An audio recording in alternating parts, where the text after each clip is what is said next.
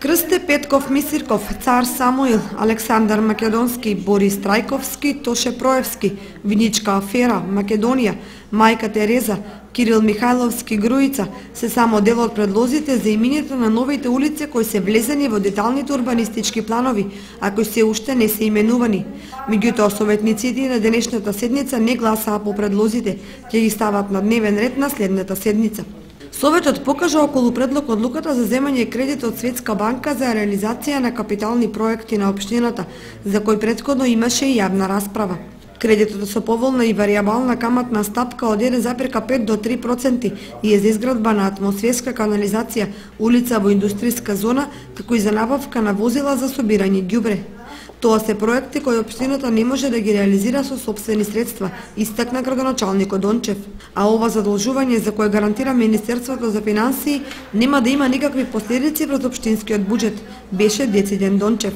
Без многу дискусија и коментари помина и извештајот за третиот квартал, како и извештајот за достасање ненамирени обврски на општината. Третиот квартал од 2012 година општината го завршува со остварен буџет во износ од 44.468.000 денари или реализација со 41,66%. Деночните приходи се остварени со околу 40%, а неданочните приходи со 63,41%. Советниците со мнозинство гласови ги поддржаа и новите членови на управниот одбор на општинската библиотека Ванчо Прке. На местото на Љубинка Алексова, која заминува во пензија, ќе биде Снежана Гаврилова од редот на вработените, а надворешно лице ќе биде Елена Трајановска. Извештаите за здравствената исправност на водата за пиење во селата Истибања, Трсино, Лаки, советниците ги разгледаа со препораки за превземање соодветни мерки таму каде треба да се интервенира.